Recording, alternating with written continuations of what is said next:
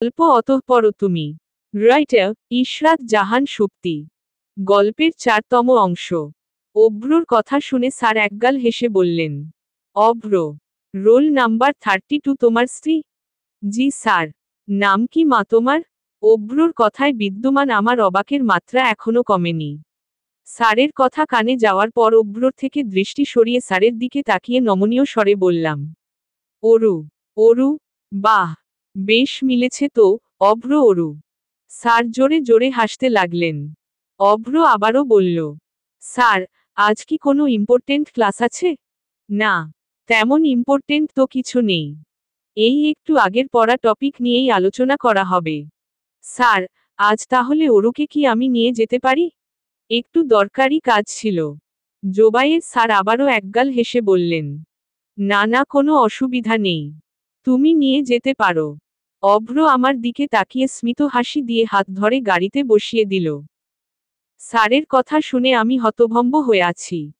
কি সুন্দর তিনি অভ্রকে ক্লাস বাদ দেওয়ার পারমিশন দিয়ে দিলেন। অথচ এই কথাটাই যদি অন্য কেউ বলতো তবে নরম ভাষায় কতগুলো বদহজম হওয়ার মতো কথা শুনিয়ে দিতেন। গাড়ির সিট বেল্ট বেঁধে অভ্র আরও একবার আমার দিকে তাকিয়ে মৃদু হাসি দিল। মুখের মধ্যে আমার তখন অবাক ভাবটাই সর্বত্র বিচরণ করছিল। উনার হাসি দেখে আমি পুনরায় মুখ ফুলিয়ে অন্য দিকে ঘুরে তাকালাম। রাগটা আমার এখনো কমেনি। উনি কি ভেবেছেন এত সহজেই আমি গলে যাব? যদিও আমি বেশিক্ষণ রাগ হয়ে থাকতে পারি না, এবং এই মুহূর্তেও বুঝতেও পারছি রাগটা কমে কমে যাচ্ছে বলেই। তাই তাড়াতাড়ি নিজেকে সংযত করার চেষ্টা করছি। অভিমানটাকে শক্ত করে ধরে রাখছি। বলবো না আমি তার সাথে কথা। কিছুতেই না। গাড়ির সামনে রাখা পানির বোতলটা হাত বাড়িয়ে নিলাম। নতুন বোতল, এখনো মুখ খোলা হয়নি। আর আমিও শত চেষ্টা করেও খুলতে পারলাম না। দাঁত খিঁচ দিয়ে জোর দিয়েও কোনো লাভ হলো না। অভ্র আমার কাণ্ড দেখে হেসে ফেলল।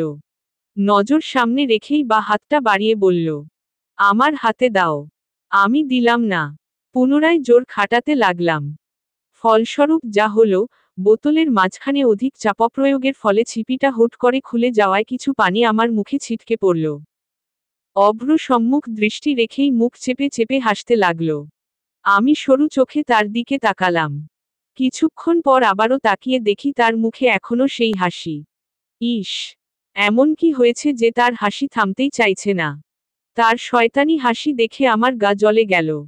এবার আর দৃষ্টি সরিয়ে নিলাম না। কটমট চোখে তার দিকে একভাবে তাকিয়ে রইলাম।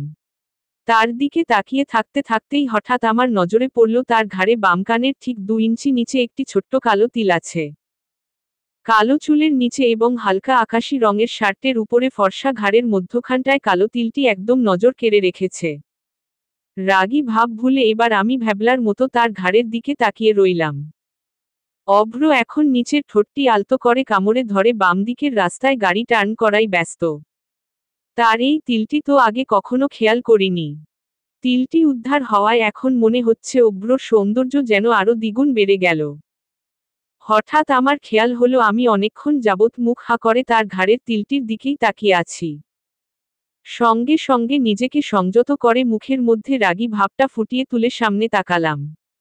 কি অবস্থা অরু? তুই রাগ হয়ে আছিস?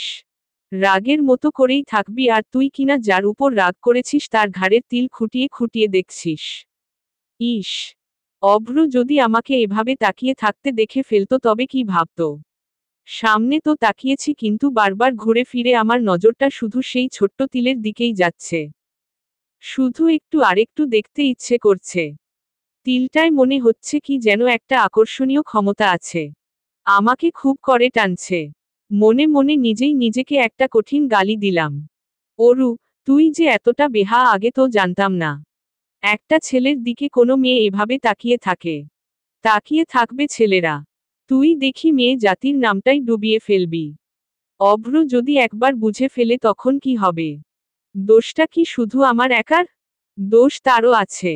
একটা ছেলে এতটা সুন্দর হতে যাবে কেন?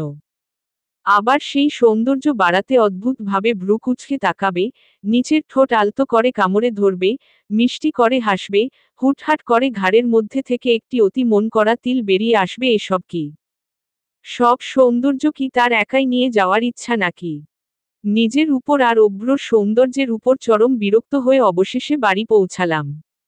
অভ্র গাড়ি থামাতেই দ্রুত পায়ে রুমে চলে আসলাম। এরপর রুম থেকে বারান্দায়। বারান্দায় আসতেই রীতিমতো একটি ধাক্কা খেলাম। বারান্দার বাম দিকের কর্নারে গোলাপ ফুলের টবের পাশেই সেগুন কাঠের একটি নতুন টেবিল রাখা। টেবিলের উপরে থাকা বড় বড় বইয়ের তাকগুলো ভরে আছে উপন্যাসের বই। দেখেই আমার রক্ত বিন্দুতে যেন আনন্দের ঢেউ খেলে গেল। সেই কিশোরী বয়সের প্রথম থেকেই উপন্যাসের প্রতি আমার চরম দুর্বলতা আছে। এভাবে একসাথে এতগুলা উপন্যাসের বই দেখে আমার খুশি যেন বাঁধছাড়া হয়ে গেল। হাত বাড়িয়ে প্রথমেই যেই বইটা হাতে এলো তা হলো শরৎচন্দ্র চট্টোপাধ্যায়ের পরিণীতা বইটি। আমার সবথেকে প্রিয় পছন্দের উপন্যাস। প্রফুল্লিত হয়ে ভারী মলাটটা পাল্টাতেই প্রথম সাদা পৃষ্ঠায় চোখে পড়ল 5 শব্দের একটি লেখা সরি। তার নিচে বইয়ের ভাঁজে রাখা একটি লাল গোলাপের পাপড়ি। শুধুমাত্র একটি গোলাপের পাপড়ি। আমার ঠোঁটে আনমনেই ছোট্ট হাসি ফুটে উঠল। উপরের বাম দিকের কর্নার থেকে আরেকটি বই হাতে নিলাম, সেখানেও একই কাণ্ড। এভাবে এলোমেলো ভাবে যতগুলো বই হাতে নিলাম সবগুলোতেই দেখতে পেলাম সেই একই লেখা সরি আর একটি করে গোলাপ ফুলের পাপড়ি।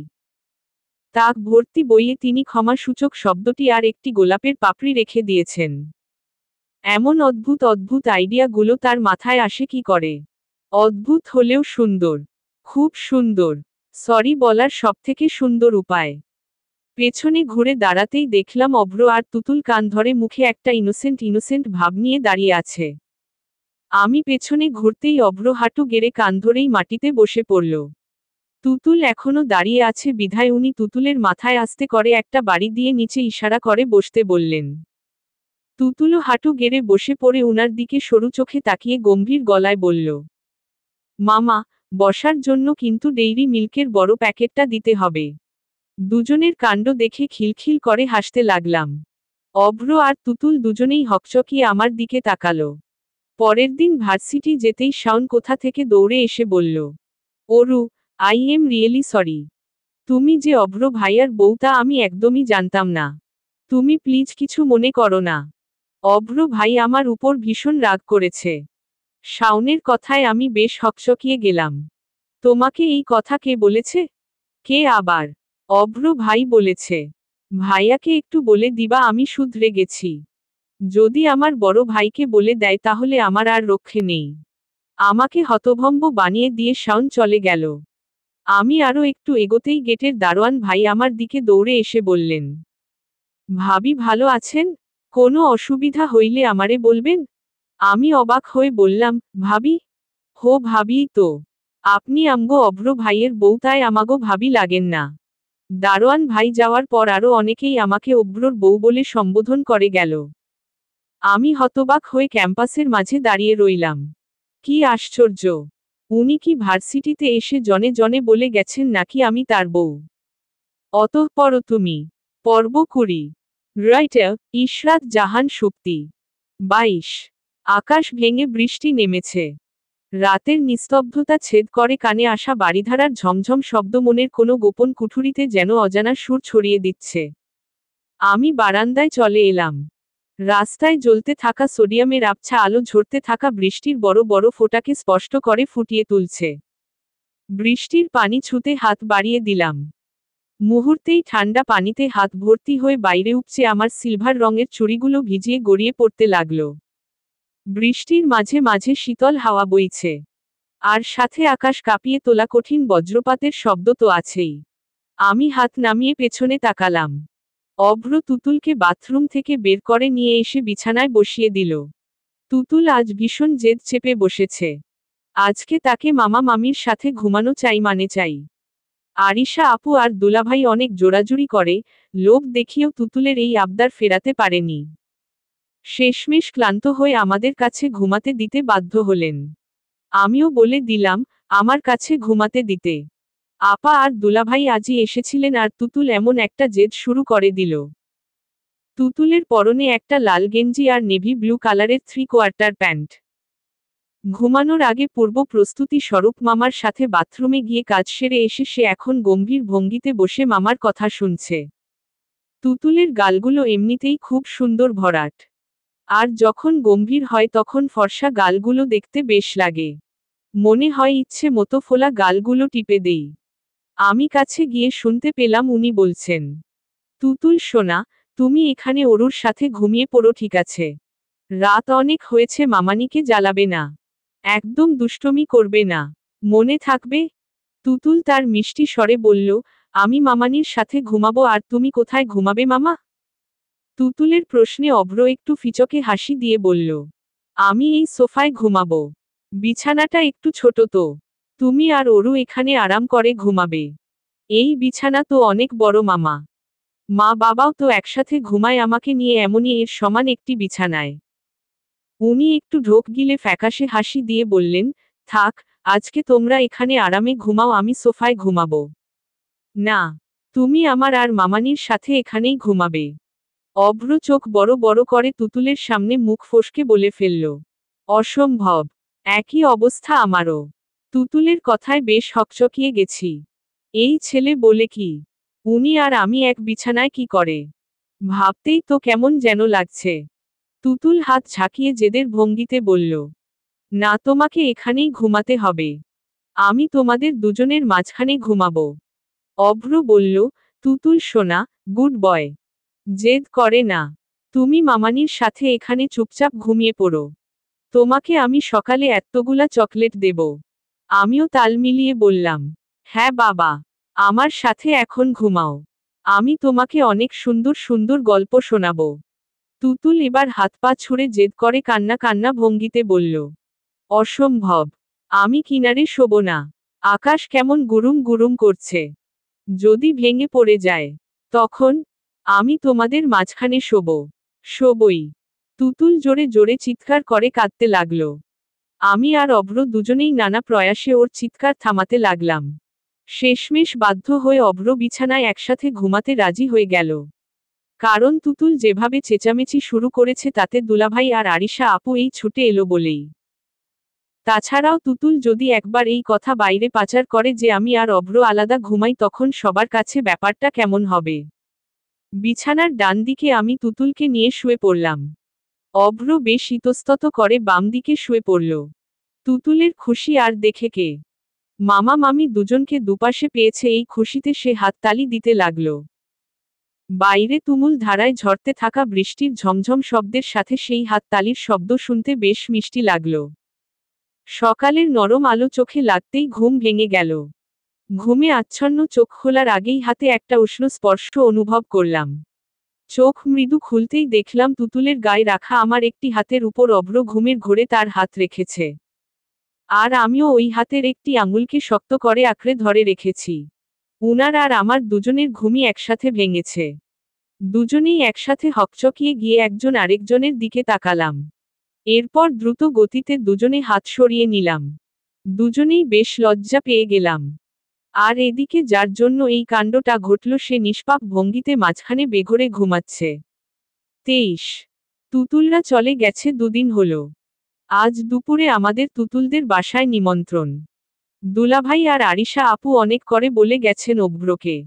আজ যদি আমাকে না নিয়ে যায় তাহলে দুলাভাইয়ের হাত থেকে অভ্রর আর নিস্তার নেই। সে সাহস না করে, তাই অভ্র অবশেষে সময় বের করে আমাকে নিয়ে যাচ্ছে। মা আর বাবা সকালেই চলে গেছেন অভ্রর বড় মামার বাড়িতে। অভ্রর বড় মামা উমরাহ হজ্জ করতে যাচ্ছেন। যাওয়ার আগে বাবা আর মা দেখা করতে গেছেন। অভ্র তৈরি হয়ে নিচে হলো রুমে বসে আছে আমার তৈরি হওয়ার অপেক্ষায়। কিন্তু আমি তৈরি হতে গিয়ে বেশ বিপত্তি বাঁধিয়ে ফেললাম। কিছুতেই আর তৈরি হতে পারছি না। অভ্রর মা সকালে যাওয়ার আগে আমাকে একটা লাল রঙের শাড়ি দিয়ে গেছেন ও বাড়িতে পরে যাওয়ার জন্য। এবং খুব করে বলে গেছেন এই শাড়িটাই যেন পরে যাই। হয়তো মা ভুলে গিয়েছিলেন আমি শাড়ি পরতে পারি না। আর আমিও মা এত করে এভাবে বলছে বিধায় আর কিছু বললাম না। ভেবেছিলাম একবার পরানো দেখেছি, এখন নিজে নিজে পরতে পারবো। কিন্তু এখন দেখছি কিছুতেই পারছি না। নতুন শাড়ি, এখনো ভাঁজ ভাঙা হয়নি। তাই পরতে আরো কসরত করতে হচ্ছে। কুচিটা তো ঠিক রাখতেই পারছি না। এদিকে ও বাড়ি যেতেও অনেক দেরি হয়ে যাচ্ছে। কিছুক্ষণ পর অভ্র বিরক্ত মুখে এসে আমার পেছনে থেকে জিজ্ঞাসা করল, তোমার হয়েছে? খুব দেরি হয়ে যাচ্ছে তো অরু। আমি শাড়ির অগোছালো কুচিগুলো দুই হাত মুঠ করে তার দিকে ঘুরে তাকালাম। পুরো শাড়িটা কোনোমতে শরীরে পেঁচিয়ে আছে। আঁচলের দিকটাও ফুলে পাহাড়ের মতো হয়ে আছে। আর আমি কাদো কাদো ভঙ্গিতে শাড়ি সামলাবার ব্যর্থ চেষ্টা করে অভ্রর দিকে তাকিয়ে রইলাম। অভ্র আমার আপাদমস্তক একবার দেখে ক্লান্ত মুখে একটা দীর্ঘশ্বাস ছেড়ে বলল, এতক্ষণে এই অবস্থা? আমি শাড়ি পরতে পারি না তো। খুব দেরি হয়ে যাচ্ছে অরু। একটা কাজ করো, শাড়ি খুলে অন্য কিছু পরে নাও। না, আর একটু দাঁড়ান। আমি শাড়ি পরেই যাব। পরতে যখন পারছো না তখন এত কষ্ট করে কি দরকার? না, আমি পরব। মা এত করে বলেছে। আমি মাকে কষ্ট দিতে চাই না। তোমাকে দেখে তো মনে হচ্ছে না এই শাড়ি তুমি সারাদিনে পরতে পারবে। কাউকে পরিয়ে দিতে বলো। কাকে বলবো? বাসায় তো কেউ নেই। ও, চম্পাকে বলো। চম্পা গ্রাম্যভাবে পরাতে পারে। এছাড়া আর কুচি দিয়ে পরাতে পারে না। অভ্র আরও একবার বিরক্ত হয়ে হাতের রোলাক্স ঘড়িটির দিকে তাকিয়ে ভ্রু কুচকে আমার সামনে এসে আমার হাত থেকে শাড়ির কুচিগুলো নিয়ে ঠিক করতে লাগল। আমি একটু অবাক হলাম। এখন উনি কি আমাকে শাড়ি পরিয়ে দিবেন? অবশ্য আরিশা আপুর থেকে শুনেছিলাম অভ্র শাড়ি পরাতে পারে। শাড়ির আঁচল টাচল সব ঠিক করে দিয়ে অভ্র আমার সামনে হাঁটু গেড়ে বসল। শাড়ির কুচির উপরিভাগ আমার হাতে ধরিয়ে দিয়ে খুব যত্ন করে নিচ দিয়ে কুচিগুলো ভাঁজ করতে লাগল। কুচিগুলো ধরে রেখে আমি উনার দিকে তাকিয়ে রইলাম। অভ্র আজ একটা হালকা সবুজ রঙের শার্ট পরেছে। শার্টের হাতাগুলো গুটিয়ে কুনুই পর্যন্ত ভাঁজ করে রেখেছেন। কালো প্যান্টের নিচে সাদা কেডস জুতোগুলো ফুটে উঠেছে। চুলগুলো খুব সুন্দর পরিপাটি করে রেখেছেন। গায়ের থেকে একটা মিষ্টি সুগন্ধি পারফিউমের ঘ্রাণ নাকে আসছে। সব মিলিয়ে উনাকে আজ দারুণ লাগছে। অভ্রর এত যত্ন করে ভাঁজ করে দেওয়া কুচিগুলো আমি কোমরে গুজতে গিয়ে আরও একবার বিপত্তি বাঁধিয়ে ফেললাম। কুচিগুলো কোমরে গুজতে গিয়ে সব হাত ফসকে পড়ে গিয়ে পুনরায় এলোমেলো হয়ে পড়েছে। থুতনির কাছে দু হাত মুষ্টি করে নিয়ে আমি মুখে একটা নির্দোষ ভাব নিয়ে অভ্রর দিকে তাকালাম। চোখ বন্ধ করে একটি ক্লান্তিকর নিঃশ্বাস ছেড়ে কুঞ্চিত ভ্রু যুগল আরও একটু কুঞ্চিত করে অভ্র দ্রুতগতিতে আমার শাড়ির কুচি পুনরায় ঠিক করতে লাগল। কুচিগুলো আগের মতো ঠিক হয়ে গেলে এবার আর আমার হাতে না দিয়ে তাড়াহুড়োয় উনি বেখেয়ালি ভাবে নিজেই আমার কোমরে গুজে ফেললেন। অভ্রর হাতের শীতল স্পর্শ আমার পেটে লাগতেই সর্বাঙ্গ আমার যেন কেঁপে উঠল। পুরো স্থির হয়ে গিয়ে এক হাতে শক্ত করে শাড়ি খামছে ধরলাম। তাড়াহুড়োয় বেখেয়ালি ভাবে কাজটি করে ফেলে উনিও প্রচণ্ড চমকে উঠেছেন। লজ্জায় মুখটা লাল হয়ে আছে। আমরা দুজনেই বেশ অপ্রতিভ হয়ে উঠলাম। কোনো কথা ছাড়াই কিছুক্ষণ সেখানে ঠায় দাঁড়িয়ে রইলাম। অতঃপর তুমি। পর্ব 21। রাইটার ইশরাত জাহান সুপ্তি। অভ্রর দুলাভাইয়ের বাসায় যেতে যেতে আমাদের অনেকটা দেরি হয়ে গেল। বাসায় পৌঁছাতেই দুলাভাই এই অভিযোগ নিয়ে আমাদের দিকে তেড়ে এলেন। অনেক সাফাই গেয়ে অতঃপর অভ্র ছাড়া পেল দুলাভাইয়ের হাত থেকে। তুতুলদের বাড়িটি খুব সুন্দর। ঢাকা শহরের মাঝখানে সাদা রঙের ডুপ্লেক্স বাড়িটি। বাইরে থেকে পুরো সাদা রঙের হলেও ভেতরে সাদার সাথে কিছু দেয়ালে আবার হলুদ রং মেশানো। মাঝখানের দেয়ালটি গাঢ় নীল রঙে সাদার মাঝখানে ফুটে আছে। হলো রুমটি নানা শোপিজ আর শৌখিন আসবাবপত্রে ঠাসা। দুলাভাইয়ের বাবা নেই। মা আছে, সে থাকে স্পেনে দুলাভাইয়ের বড় ভাইয়ের সাথে।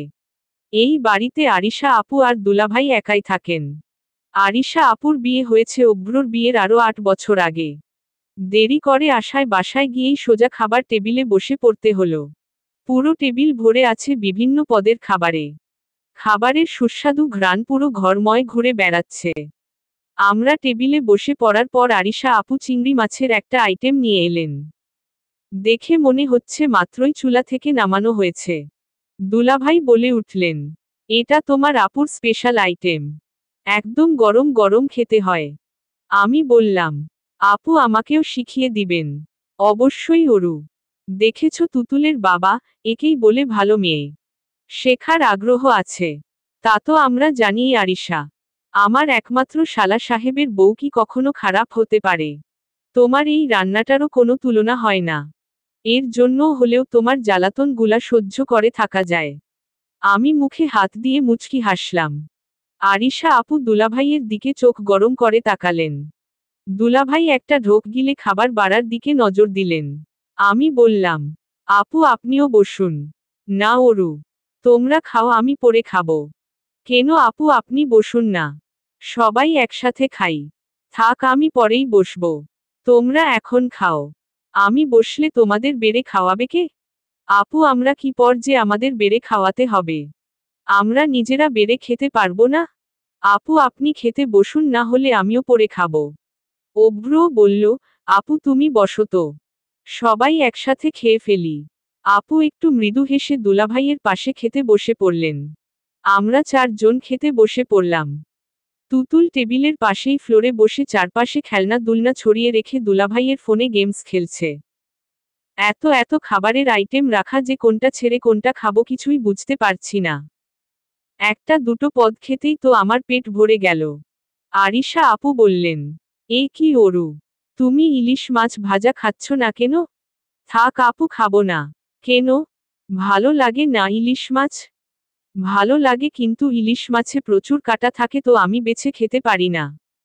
অভ্র আমার কথায় খাওয়া বন্ধ করে বললেন, এটা কোনো কথা, কাঁটা বাছার জন্য ইলিশ মাছ খাবে না?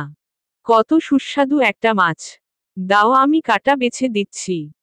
অভ্র তার পাতে একটি ইলিশ মাছ ভাজার টুকরো নিয়ে খুব ভালো মতো কাঁটা বেছে বেছে আমার পাতে দিতে লাগলো। আর আমি তা খেতে লাগলাম। দুলাভাই একবার চোখ ইশারা করে আরিশা আপুকে দেখালো।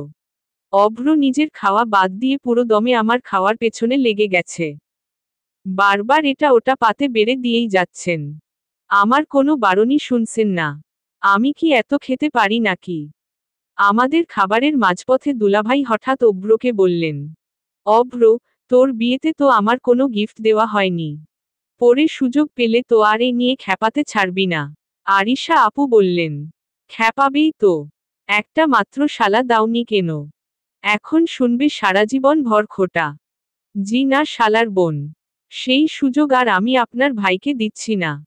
দুলাভাই পকেট থেকে আমাদের দুজনের মাঝখানে একটি কাগজ রেখে একগাল হেসে বললেন, এই নে অভ্র, আমার পক্ষ থেকে তোর বিয়ের উপহার, 10 দিনের হানিমুন প্যাকেজ।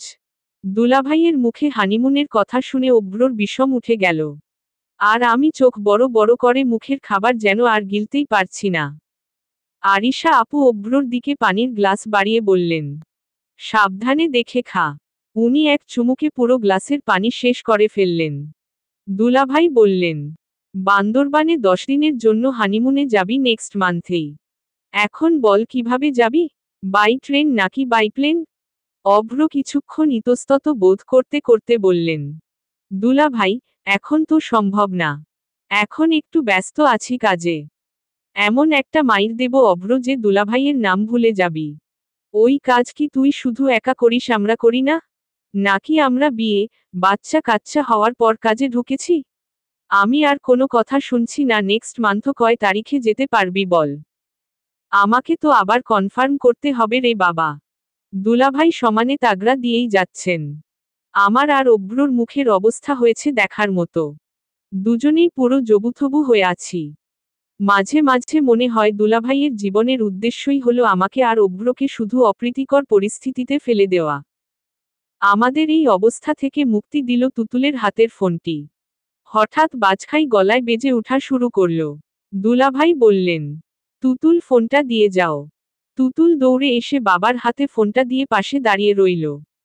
দুলাভাই কিছুক্ষণ ফোনে কথা বলে হাসি মুখে আরিশা আপুকে বললেন, সৌরভের ছোট বোন, মানে তার এক বন্ধুর এক ছেলে, সৌরভের পর এখন আবার আজ একটা মেয়ে হয়েছে। দুলাভাইয়ের কথা শেষ হতেই তুতুল তার বাবাকে জিজ্ঞাসা করল, বাবা, বোন হলে কি হয়? দুলাভাই একগাল হেসে বললেন, বোন হলে অনেক আনন্দ হয়। একটি খেলার সাথী হয়। তাকে খুব আদর যত্ন করতে হয়। এই যে সৌরভের ছোট বোন হলো, তাই এখন সৌরভ বড় ভাই হয়ে গেছে। তুতুল খুব মনোযোগ সহকারে কিছুক্ষণ তার বাবার কথা শুনে বলল, বাবা, আমারও একটা বোন লাগবে। আমাকে একটা বোন এনে দাও না। তুতুলের কথা শুনে দুলাভাই আর আরিশা আপু দুজনেই থতমত খেয়ে গেলেন। আমি খাওয়ার ফাঁকে ঠোঁট চেপে একটু হেসে নিলাম। বাবা, বোন এনে দাও না। দুলাভাই বললেন, তুতুল দেখছো না এখানে বড়রা খেতে বসেছে। যাও বাবা, তুমি ফোন নিয়ে সোফায় বসে গেম খেলো। তুতুল খুব জোর দিয়ে না বলে তার বাবার হাত ধরে জোরে জোরে নাড়িয়ে বলল, না আমি যাব না। আমার ছোট বোন লাগবে। আমাকে একটা ছোট বোন এনে দাও। 4 বছরের বাচ্চার জেদ ভয়ঙ্কর হয়। তুতুল সেই ভয়ঙ্কর জেদ নিয়ে দুলাভাইকে বারবার বলতেই লাগল। দুলাভাই আমাদের দিকে তাকিয়ে আবারও একগাল হেসে বললেন, বাবা, এখন তো আমরা না, তোর মামা মামি তোকে বোন এনে দিব। তোর মামাকে বল তোকে একটা ছোট্ট বোন এনে দিতে।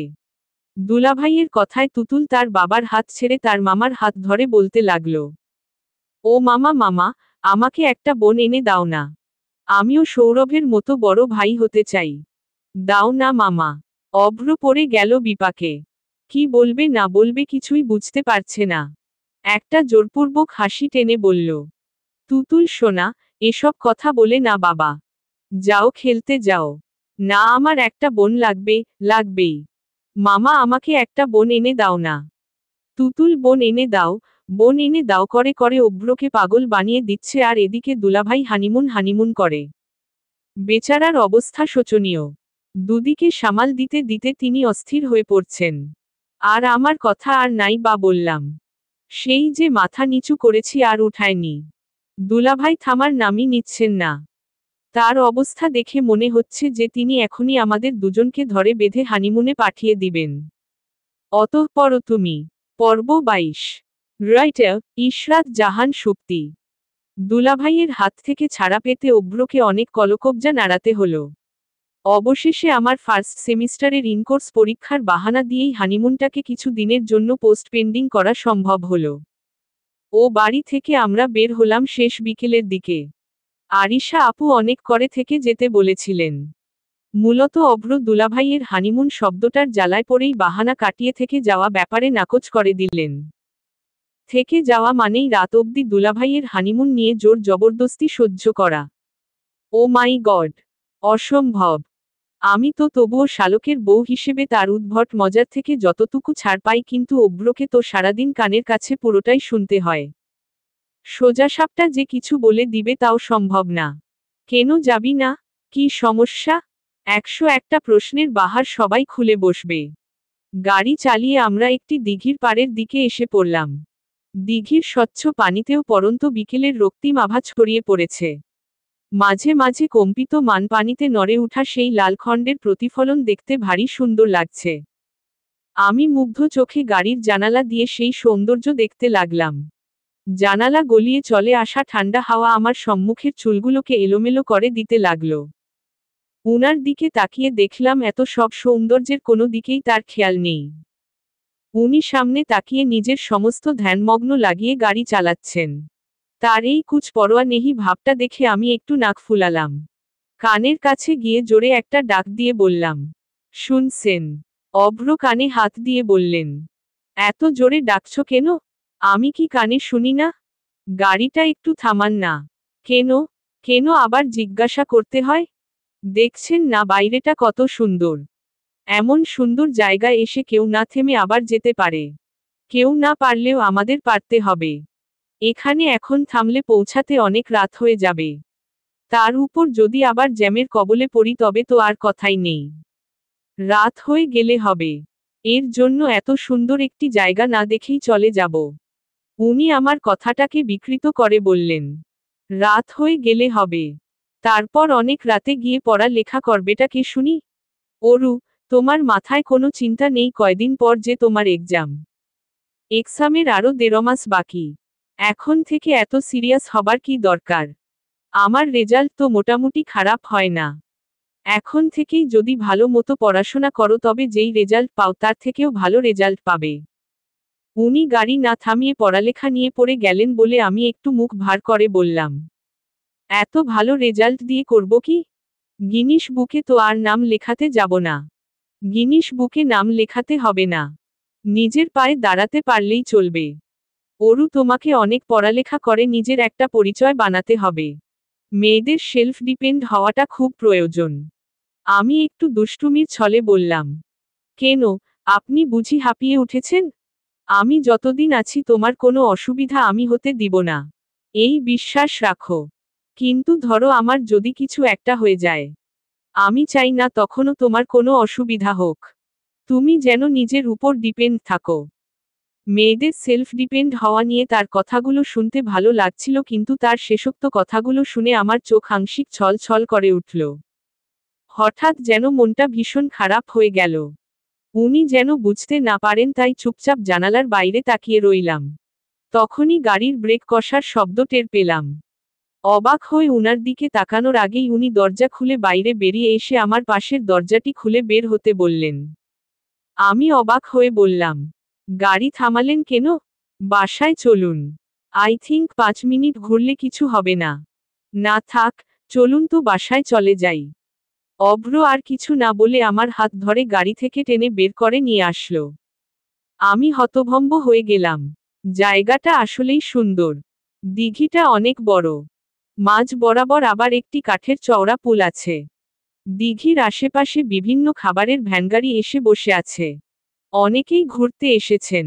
সবাই ছড়িয়ে ছিটিয়ে ঘুরছেন। 2-4টে কাপলদেরও দেখতে পাওয়া গেল। হাত ধরাধরি করে দিঘির পার ঘেঁষে হাঁটছে, কেউ বা আবার বসে বসে গুটুর গুটুর করে গল্প করছে। আমরা দিঘির উপর কাঠের পুলের মাঝ বরাবর দাঁড়িয়ে রইলাম। কিছু খাবে? না। ফুচকা? না।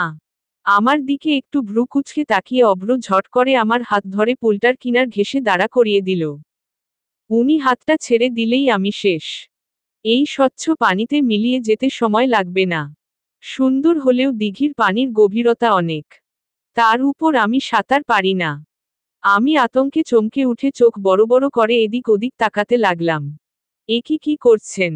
আমি পড়ে যাব তো? 1 সেকেন্ড, আমাকে মেরে টেরে ফেলার প্ল্যান করছেন না তো? Shut up, stupid. আমাকে সোজা টেনে তুলুন। সত্যি পড়ে যাব। আমি কিন্তু সাঁতার পারি না। প্লিজ টেনে তুলুন। তুলব, কিন্তু মুখ গোমরা করা অবস্থায় তুলব না। আগে হাসো তারপর তুলব। তার কথা শুনে আমি হাসব না কাঁদব বুঝতে পারছি না। উনি ভেবেছেন তার গাড়ি না থামানোয় আমি মন খারাপ করে আছি। তাই এখন আমাকে হাসানোর জন্য এরকম করছেন, ভালো কথা, তাই বলে এভাবে থ্রেট দিয়ে। আমি হতবাক হয়ে চোখ বড় বড় করে বললাম, আমি না হাসলে আপনি আমাকে পানিতে ফেলে দিবেন? হ্যাঁ। যদি ডুবে যাই? যাবে। নাক ফুলিয়ে জোরে একটি নিঃশ্বাস ছেড়ে বললাম, কেউ মন খারাপ করলে তাকে পারসুয়েট করতে হয়। হাসাতে হয়। সবাই তাই করে। আর আপনি এভাবে আমাকে হাসতে বলছেন? অভ্র আহমেদ সবার মতো করে কিছু করে না। এবার তাড়াতাড়ি হাসো। আমি মুখ ফুলিয়ে বললাম, না, হাসব না আমি। উনি ব্যাপক ভাব নিয়ে বললেন, ওকে। কথাটা বলে অভ্র হাতের বাঁধনটা একটু হালকা করে দিতেই আমি ভয় লাফিয়ে উঠে একবার পেছনে পানির দিকে তাকানোর চেষ্টা করে চেঁচিয়ে বললাম, না না প্লিজ ছাড়বেন না। যা বলবেন তাই করব। হাসবে তো? আমি ভয়ার্ত মুখে মাথা নাড়িয়ে বললাম, হুম। তাহলে হাসো। আমি আতঙ্কিত মুখেই ঠোঁট টেনে হাসি দিলাম। অভ্র বললেন, এভাবে না, আরও একটু হাসো। আমি বোকার মতো মুখ টেনে আরো বেশি করে হাসলাম। গুড। অভ্র হাত টেনে আমাকে সোজা করে দাঁড় করাতেই আমি বুকে হাত দিয়ে হাঁপাতে লাগলাম। কি ভয়ানক লোক রে বাবা! হাঁপানোর এক ফাঁকে তার দিকে আর চোখে তাকিয়ে দেখি উনি আমার দিকে ভ্রু কুঁচকে তাকিয়ে আছেন। আমি জোর করে দাঁত কেলিয়ে তাকে আবারও হাসি দেখাতে লাগলাম। কিছু খাবে? হ্যাঁ। কি? আইসক্রিম। সোজা সামনে তাকিয়ে আমি রোবটের মতো তার প্রশ্নের উত্তর দিয়ে দিলাম। তিনি একটু মুচকি হেসে আইসক্রিম আনতে চলে গেলেন। কিছুদূর যেতেই আমি পেছনে থেকে ডেকে বললাম, শুনুন, আইসক্রিম কিন্তু 2টা আনবেন। উনি একটু থেমে আবার 2 পা এগোতেই বললাম, আমার জন্যই 2টা। গাড়ির উপর উঠে বসে 2 হাতে একটা ভ্যানিলা কোন আইসক্রিম আর একটা চকলেট কোন আইসক্রিম নিয়ে মজা করে খাচ্ছি। একবার বাম হাতের টায় কামড় বসাচ্ছি, আবার আরেকবার ডান হাতের টায়। অভ্র আমার দিকে কিছুক্ষণ ভ্রু কুঁচকে তাকিয়ে থেকে বললেন, ভাত খাওয়ার সময় মুরগির মতো খুঁটে খুঁটে খাওয়া আর এখন একেবারে একসাথে 2টা আইসক্রিম। আপনি কি ইনডিরেক্টলি আমার খাওয়া নিয়ে খোঁটা দিচ্ছেন? আমি ইনডিরেক্টলি কিছু বলি না। বলতে হলে ডিরেক্টই বলবো। আর একদিন যদি 1 চামচ ভাত খাওয়ার পরই পেট ভরে গেছে কীর্তন শুনি, তাহলে জাস্ট এই মুহূর্তটাকেই রিমাইন্ড করে দিব। কথাটা বলে উনি আমার নাকে লেগে যাওয়া আইসক্রিম একটি টিস্যু দিয়ে মুছে দিলেন। আমি তাকে একটা মুখ ভেঙচি দিয়ে পুনরায় আমার খাওয়ায় মনোযোগ দিলাম। হঠাৎ আমার চোখে পড়ল দিঘির ওপারে সবুজ ঘাসে উপর একটি ছেলে আর মেয়ে বসে বসে আইসক্রিম খাচ্ছে। তাদের দেখেও মনে হচ্ছে তাদের নতুন বিয়ে হয়েছে। ছেলেটি একবার মেয়েটিকে আইসক্রিম খাইয়ে দিচ্ছে, আবার পরক্ষণেই মেয়েটিও লাজুক ভঙ্গিতে ছেলেটিকে আইসক্রিম খাইয়ে দিচ্ছে। তাদের দিকে পুরো ধ্যানমগ্ন হয়ে তাকিয়ে থাকায় আমার নাকে আবারও আইসক্রিম লেগে গেল। সেদিকে আমার কোনো খেয়ালই নেই। দেখতেই কি ভালো লাগছে। আহা, জুটিটা কত রোমান্টিক। হঠাৎ অভ্র আমার নাক পুনরায় টিস্যু দিয়ে মুছে দেওয়ায় আমি সম্বিত ফিরে পেলাম। গাড়ির সাথে হেলান দিয়ে উনি পুনরায় ভ্রু কুঁচকে ফোন টিপছেন। আমার মুখ ফুলে গেল। হ্যাঁ, এই তো হবে।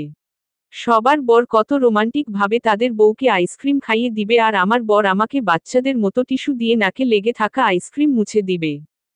সারা জীবন রোমান্টিক বর করে করে মরলাম। আর শেষে কিনা কপালে এই জুটল। অরু রে, তোর ভাগ্য দেখে তো সব রোমান্টিসিজম মেয়েরা গলায় কলসি বেঁধে এই দিঘির জলেই ডুবে মরবে। অতঃপর তুমি। পর্ব 23। রাইটার ইশরাত জাহান সুপ্তি। 23। ঘুম থেকে উঠেই একপলকে সারা রুমে একবার চোখ বুলিয়ে দেখে নিলাম। অভ্রকে কোথাও খুঁজে পেলাম না। ভোরের আলো সবে ফুটে উঠেছে। এত ভোরে তার নিরুদ্দেশ হওয়ার পেছনের রহস্য উদ্ঘাটনে আমার মন মস্তিষ্ক তৎপর হয়ে উঠে পড়ে লেগে গেল। গোয়েন্দা হয়ে রহস্য উদ্ঘাটনের আগে নিজেকে ফ্রেশ করে নেওয়াটা বাঞ্ছনীয় মনে করলাম। কিন্তু শরীর সায় দিচ্ছে না। আরেকটু ঘুমাতে ইচ্ছে করছে। কিছুক্ষণ ঝিমিয়ে ঝিমিয়ে আলসেমি ভেঙে ওয়াশরুমে ঢুকে পড়লাম। দাঁত ব্রাশ করে ফ্রেশ হয়ে একটি তোয়ালে দিয়ে মুখ মুছতে মুছতে বারান্দায় এসে নিচে উকি দিয়ে দেখলাম অভ্র একটা পাতলা সাদা শার্ট পরে বাগানে ঘুরে বেড়াচ্ছে। স্নিগ্ধ সকালে স্নিগ্ধ মুখটি দেখেই মনটি ফ্রেশ হয়ে গেল। ঘুম ঘুম ভাবটি রকেট গতিতে উধাও হয়ে গেছে। নিচের ঠোঁটটি আলতো করে চেপে হেসে হাতের তোয়ালেটি ছুঁড়ে ফেলে আমিও নিচে যাবার জন্য দৌড়ে গেলাম। রুমের দরজার কাছে আসতেই একটু থেমে পিছিয়ে যেয়ে আয়নার সামনে দাঁড়ালাম। আমার পরনে কাল রাতেরই হালকা গোলাপি রঙের সাধারণ পাতলা সুতি 3 পিস রয়েছে। চুলগুলো হাত দিয়ে ঠিকঠাক করে ওড়নাটা ভালো মতো ঠিক করে নিলাম। চেহারাটা কেমন যেন খালি খালি লাগছে। ড্রয়ার খুলে এক জোড়া ঝুমকো কানের দুল বের করে তাড়াতাড়ি কানে পরে নিলাম। তারপর নিজেকে আরও একবার আয়নাতে ভালো মতো দেখলাম। না অরু, খারাপ লাগছে না। ভালোই দেখাচ্ছে। তাড়াহুড়োয় আমি খালি পায়েই বাগানে চলে আসলাম। কাল রাতে প্রচুর বৃষ্টি হয়েছিল। বৃষ্টির বিন্দু গাছের সবুজ পাতার কোনায় জমে আছে।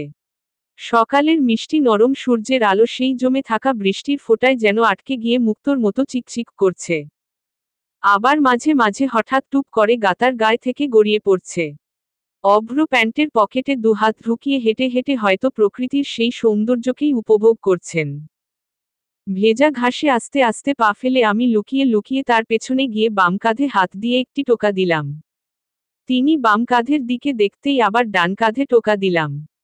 পুনরায় বাম কাঁধে টোকা দেওয়ার আগেই উনি পেছনে না তাকিয়েই আমার হাত খপ করে ধরে ফেলে সোজা আমাকে তার সামনে নিয়ে এলেন। ভ্রু ভাঁজ করে আমার দিকে তাকিয়ে বললেন, এই তুমি সকাল সকাল এখানে কি করছো? তোমার পড়া নেই? উনি আবারও আমার পড়া নিয়ে পড়ে গেলেন বলে আমি বিরক্ত বোধ করলাম। মাঝে মাঝে মনে হয় উনি আমার বর নন, আমার টিচার। অসহ্য। মুখ ভার করে উত্তর দিলাম, মাত্রই তো ঘুম থেকে উঠলাম। একটু পর পড়তে বসবো। তুমি মাত্র ঘুম থেকে উঠেছ? হ্যাঁ, এনি ডাউট? মাত্র ঘুম থেকে উঠে এমন সাজগোজ করে ফেলতে পারলে আর পড়তে বসতে পারলে না? উনার কথা শুনে আমি হতবাক। শুধু কানে একটা ঝুমকো দুল পরেছি আর একে তিনি সাজগোজ বলছেন? তাহলে আজকালকার মেয়েদের foundation, mat lipstick, councillor, blush আরও কত কি এসব দেখে কি বলবেন? শুধুমাত্র কানের দুল পরাতেই সাজগোজ করা হয়ে গেল? আমি সেটা বলছি না। আমি বোঝাতে চাইছি যে ঘুম থেকে উঠেই তো আর কেউ কানে এত বড় ঝুমকো পরে হাঁটতে বের হয় না। শুধুমাত্র একটা কানের দুল পরেছি বলে এতগুলো কথা। বুকে হাত গুজে অন্যদিকে তাকিয়ে আমি মুখ ভার করে রইলাম। অভ্র দুপা এগিয়ে আরও একটু কাছে এসে দাঁড়িয়ে পাশ থেকে আমার থুতনি ধরে একবার এদিক আরেকবার ওদিক নাড়িয়ে গভীর মনোযোগে দেখতে লাগল। আমি ভ্রু কুঁচকে তার দিকে তাকালাম। আমার দৃষ্টি তাকে বলে দিচ্ছে, এভাবে কি দেখছেন? আমার অদৃশ্য প্রশ্নের উত্তর দিতে অভ্র বললেন, দেখছি তোমার গালে কোনো সমস্যা আছে কিনা। একটু পর পর শুধু ফুলে যায় কেন? তার কথা শুনে রাগে আমার কান দিয়ে যেন ধোঁয়া বেরোতে লাগলো। আমি দাঁত কিরমির করে দ্রুত গতিতে সেখান থেকে চলে আসতে লাগলাম। আর অভ্র পেছনে থেকে পেটে খিল ধরে যাওয়া হাসি হাসতে হাসতে বললেন, Aru, I am just kidding. ঝুমকোয় দেখতে তোমাকে সুন্দর লাগছে। সত্যি। কে শোনে কার কথা? আমি জোরে জোরে হাঁটতেই লাগলাম। হঠাৎ পায়ে একটু তীক্ষ্ণ ব্যথা অনুভব হতেই বাম পা উঁচু করে শব্দ করতে লাগলাম। আমার পায়ে কাটা ফুটে গেছে। অভ্র দৌড়ে এসে আমার পা ধরে উঁচু করে দেখে মৃদু হেসে বললেন, আমার থেকে দূরে যেতে চাইলেও দূরে যেতে পারলে না, দেখেছ? কথাটা বলে একটা টান দিয়ে সে আমার পা থেকে কাঁটাটি বের করে ফেললেন। আচমকা তীক্ষ্ণ ব্যথায় তার কাঁধের শার্টের খানিকাংশ আমি খামছে ধরলাম। ব্যথাটি লাগলেও ব্যথাটি অনুভব হলো না। তার বলা শেষের কথাটি তিনি মজার ছলে এই মুহূর্তকে নিয়ে বললেও তা আমার কানে অন্যরকম ভাবে বাজল। কেমন একটা অনুভূতি হলো। কেমন যেন ঘোর মাখা ভালোলাগাময়। 24। হাসপাতালের বেডে ভাঙা হাত পা নিয়ে বসে আছি। ভাঙা হাত পা বলতে হাত ভেঙেছে আর পায়ে খানিকটা আঘাত পেয়েছি। কপালের কোণেও একটু ছিলে গেছে। ভার্সিটি থেকে ফিরতি পথে রিকশা উল্টে পড়ে গিয়ে এই অঘটনটা ঘটেছে। তারপর আমাদের ভার্সিটির একজন নতুন ইয়াং প্রফেসর ঘটনাস্থলে আমাকে দেখে হাসপাতালে নিয়ে গেছেন। হাসপাতালের একজন ডাক্তার এসে আমাকে ব্যান্ডেজ করে চলে গেছেন। আসিফ স্যার এখন বাইরে গেছেন আমার জন্য কি একটা মেডিসিন আনতে। বালিশের সাথে ঠেস দিয়ে বসে বসে আমি যেই কক্ষটিতে আছি সেখানকার সমস্ত কিছু খুঁটিয়ে খুঁটিয়ে দেখতে লাগলাম। আমাকে দেখে অতটাও আহত, বিচলিত মনে হচ্ছে না।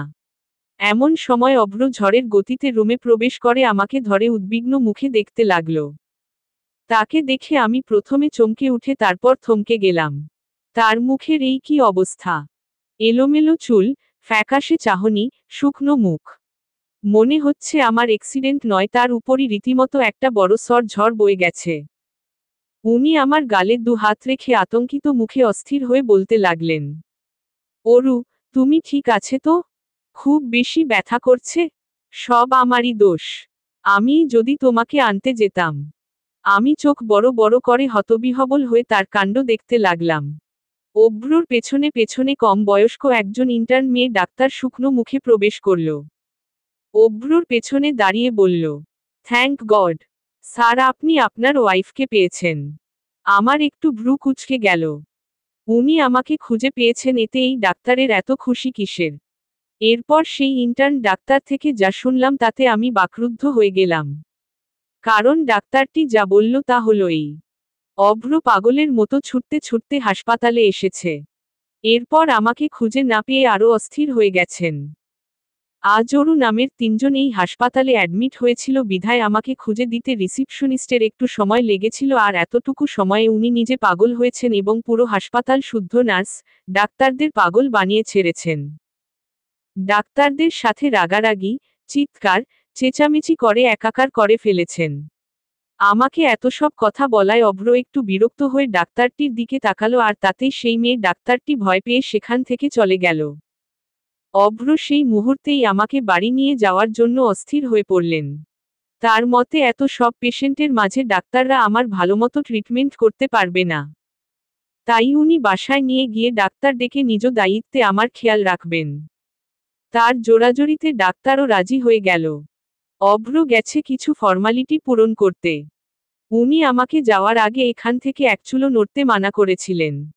কিন্তু বসে থাকতে থাকতে বিরক্ত লাগায় বিছানা থেকে নেমে খুঁড়িয়ে খুঁড়িয়ে দরজা পর্যন্ত এগোনোর চেষ্টা করলাম।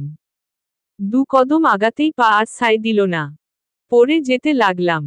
ঠিক তখনই আসিফ স্যার এসে আমার হাত খপ করে ধরে ফেলল। ব্যথা পেয়েছেন? স্যারের স্বভাব এমনই। ভার্সিটিতে নতুন চাকরি পেয়েছেন। লাজুক মুখে সব মেয়েদেরকেই আপনি করে কথা বলেন।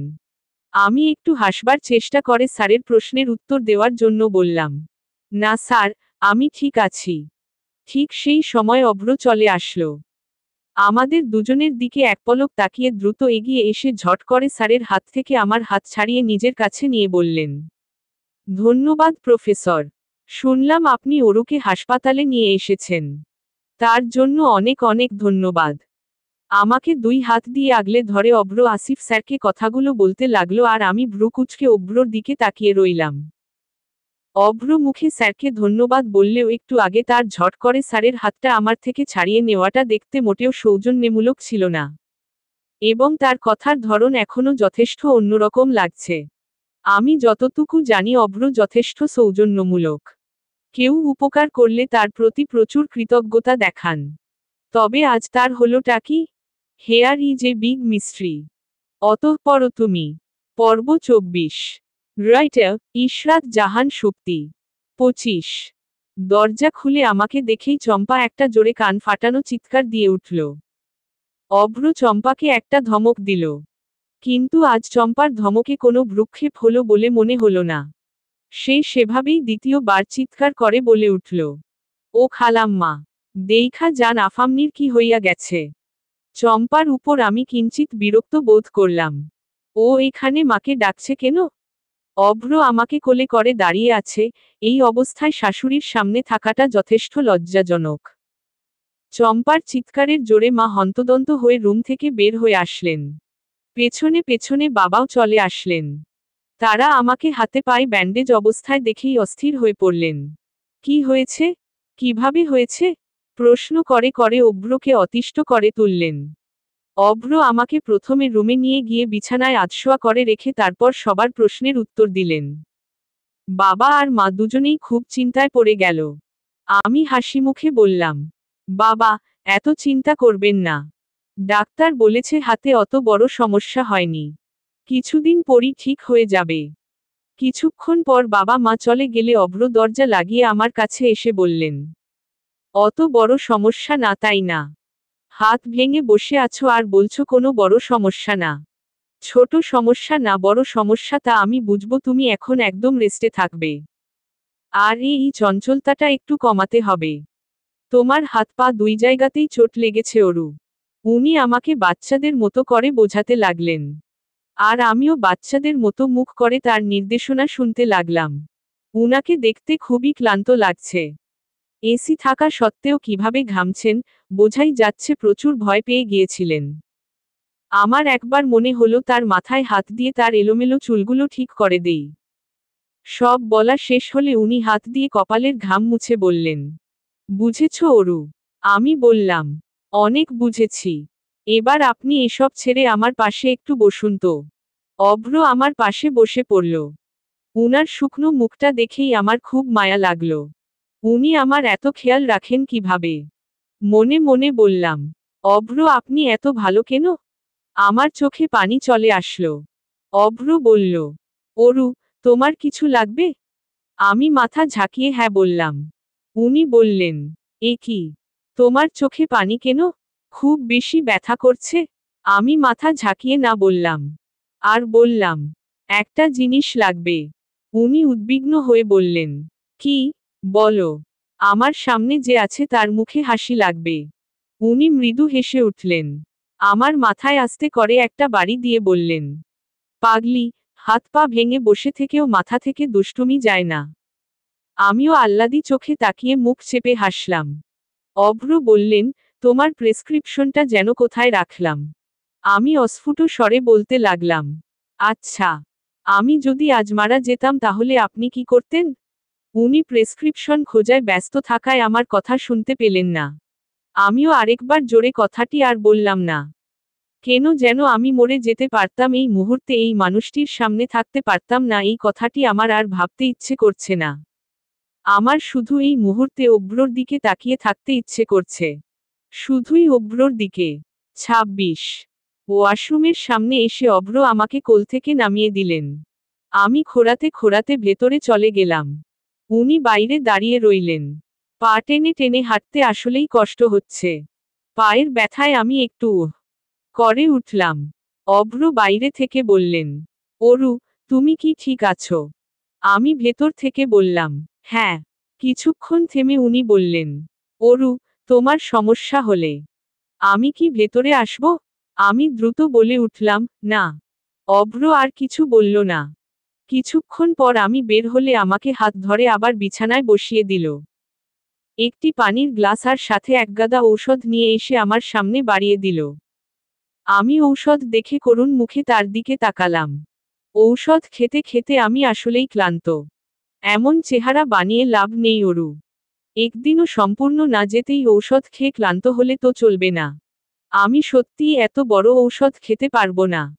দুপুরে যেগুলো খেয়েছিলাম তবুও তা একটু ছোট ছোট ছিল। আর এখন দেখুন এই ঔষধগুলো কি বড় বড়।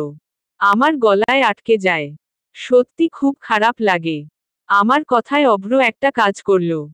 বড় বড় ঔষধগুলোকে ছোট ছোট কয়েক টুকরোয় ভেঙে দিল। একটা ঔষধকেই 4 ভাগ করল। আমি একটা একটা করে ঔষধগুলো খেতে লাগলাম। এতে আমার বেশ সুবিধা হলো। আমি মুগ্ধ হয়ে গেলাম অভ্রর এই কাজে।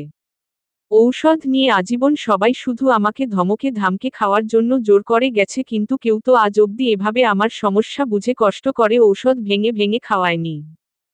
আমার এই অসুস্থতার সময় জুড়ে উনি যে আমার ঠিক কতটা যত্ন নিচ্ছেন তা আমি ভাষায় প্রকাশ করতে পারবো না। আমাকে খাইয়ে দেওয়া, চুল বেঁধে দেওয়া, হাত ধরে ধরে হাঁটতে সাহায্য করা, অনেকক্ষণ সময় ধরে ধৈর্য নিয়ে প্রতিবেলায় ঔষধ ভেঙে দেওয়া, আমার খেয়াল রাখা সব উনি একা হাতে করেন। অন্য কাউকে হাত লাগাতে দেন না। আমার থেকে এক চুলও নড়েন না। অফিস বাদ দিয়ে সারাদিন আমার পাশে পাশে থাকেন। এমনকি এখন উনি আমার সাথে একই বিছানায় ঘুমান, যাতে ঘুমের মধ্যেও কাছে থেকে আমার খেয়াল রাখতে পারেন। আমার কিছু চাইতে যেন অসুবিধা না হয়। স্ত্রীর অসুস্থতায় স্বামীর যত্ন নেওয়ার একটি আদর্শ নিদর্শন হচ্ছে অভ্র। একটা মেয়ের এতটা যত্ন নিতে কোনো ছেলেকে আমি এখনো পর্যন্ত দেখিনি। মাঝে মাঝে তার যত্ন নেওয়া দেখে আমি থমকে যাই। একটা ছেলে দায়িত্বশীলতার জন্য যদি এত কিছু করতে পারেন তবে সে কাউকে ভালোবাসলে ঠিক কি করবেন? মাঝে মাঝে একটু লোভে পড়ে যাই, আবার নিজেকে সংযত করে ফেলি। ইরা আপু হয়েছিল সেই ভাগ্যবতী মেয়ে। কিন্তু আপু সেই ভাগ্য ধরে রাখতে পারেননি। গোসল সেরে বের হতেই দরজার সামনে প্রতিদিনের মতো অভ্রকে পেলাম। উনি হাত ধরে আমাকে বিছানায় বসিয়ে আমার হাত থেকে টাওয়েল নিয়ে আমার মাথা মুছতে লাগলেন। ভেজা এলোমেলো চুলের ফাঁকে ফাঁকে আমি তাকে দেখতে লাগলাম। তাকে দেখে মনে হচ্ছে তার সামনে এখন একটি বাচ্চা বসে আছে। দুষ্টু বাচ্চা, যাকে শাসন করে একটু পরপর দমিয়ে রাখতে হয়। গোসলের পর আমি যতটুকু মাথা মুছে রাখি তাতে নাকি হয় না। চুল থেকে যে টপটপ করে পানি পড়ে তাতেই নাকি ঠান্ডা লেগে যাবে। মাঝে মাঝে উনি যে আমাকে এমন বাচ্চাদের মতো ট্রিট করে এতে আমার ভালোই লাগে, কেমন যেন প্রিন্সেস প্রিন্সেস ফিল হয়। আবার মাঝে মাঝে আমার কথার গুরুত্ব না দিলে রাগ লাগে, আমি কি এতটাও পিচ্ছি নাকি? আমি বিছানায় বালিশের সাথে ঠেস দিয়ে আয়েশ করে আধশোয়া হয়ে বসলাম। অভ্র আমার সামনে একটি থালায় করে আপেল নিয়ে ছুরি দিয়ে কাটতে বসে গেল। আমি একটু না অনেকটুকু বিরক্তবোধ করলাম।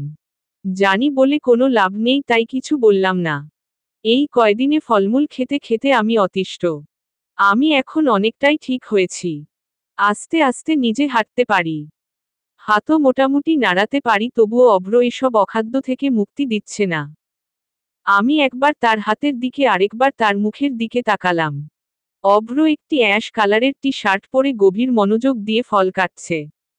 তার মনোযোগ ভাঙতে আমি বললাম, এই যে মশাই, আমি কিন্তু অর্ধেক আপেল খাবো। অর্ধেক খাবে না, পুরোটা খাবে, তা এই মশাই বুঝবে। আমি তার দিকে সরু চোখে তাকালাম।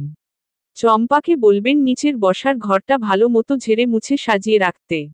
হঠাৎ বসার ঘর নিয়ে পড়লে কেন? আমাদের বসার ঘর তো সবসময় সাজানোই থাকে।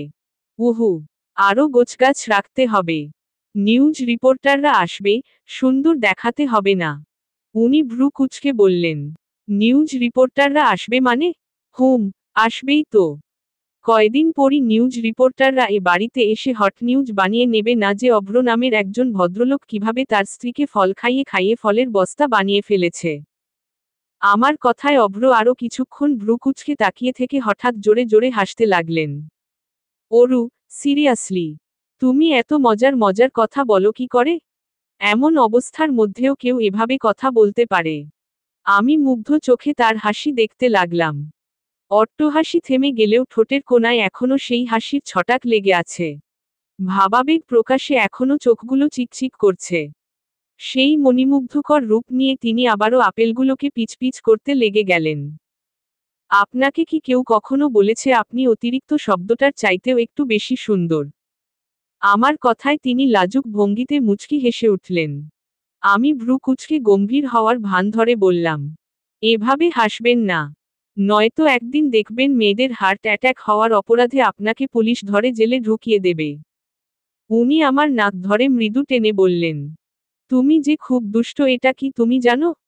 আমি গভীর ভাবনায় পড়ে যাওয়ার ভঙ্গি করে পরক্ষণেই খিলখিল করে হেসে উঠলাম। উনিও হাসতে লাগলেন।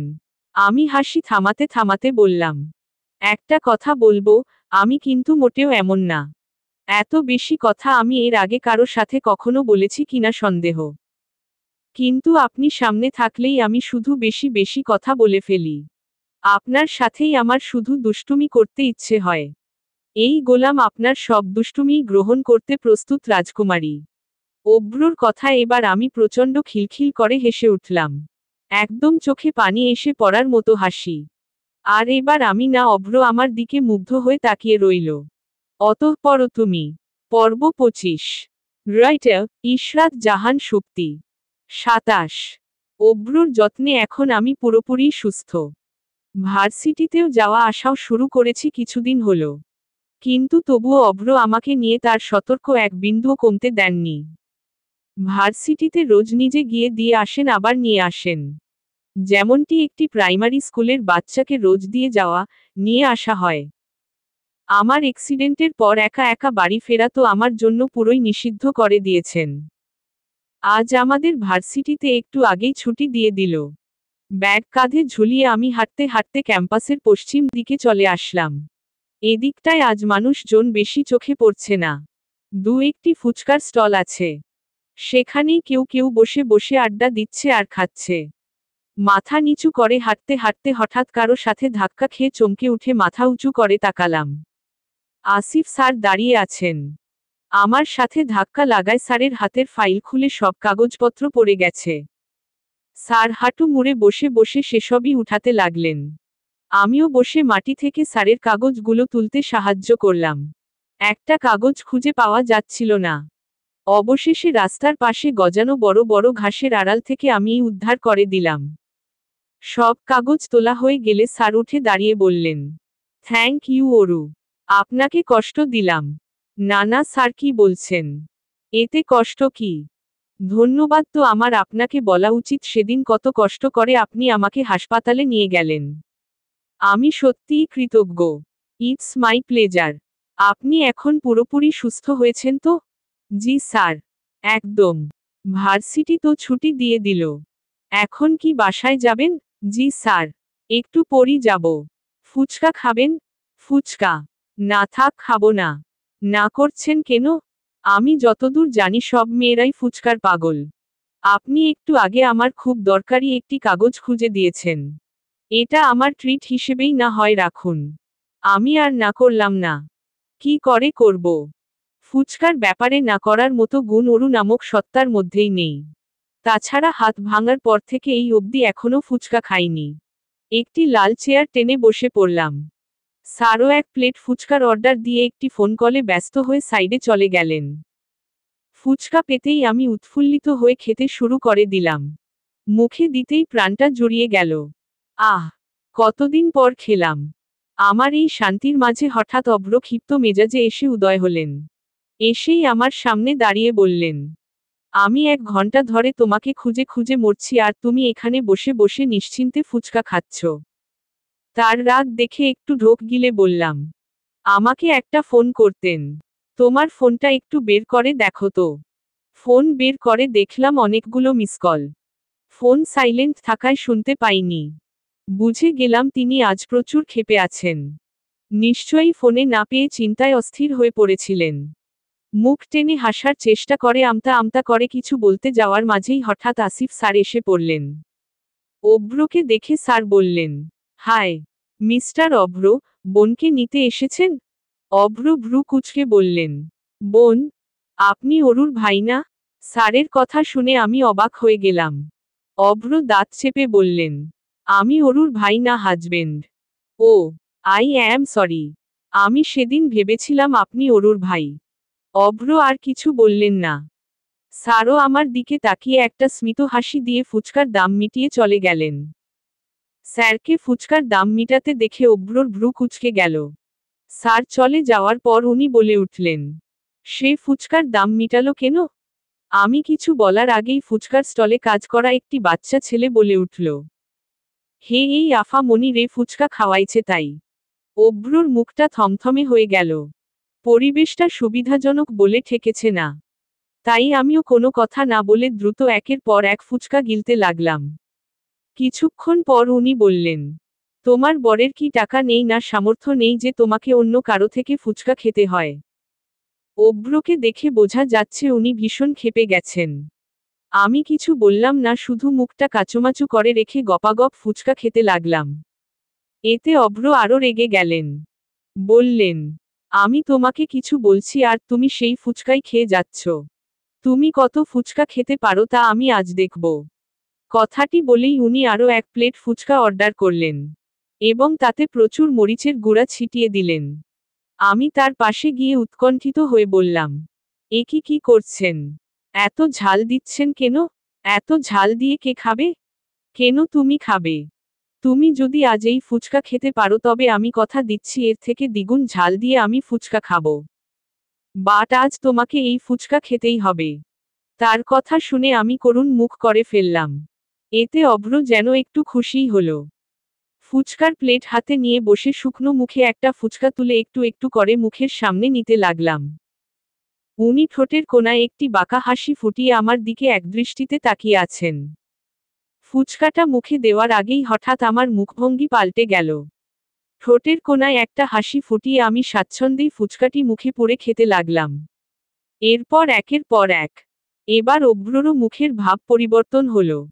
অবাক হয়ে আমার খাওয়া দেখতে লাগলেন। আমাকে শায়েস্তা করতে না পারার ক্ষোভে ভ্রু যুগল কিঞ্চিত কুঁচকে গেছে। উনি হয়তো ভেবেছিলেন আমি এত ঝাল কিছুতেই খেতে পারবো না।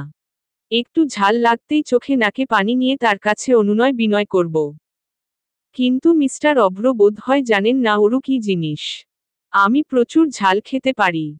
ফুচকা আমি সবসময় ঝাল দিয়েই খাই।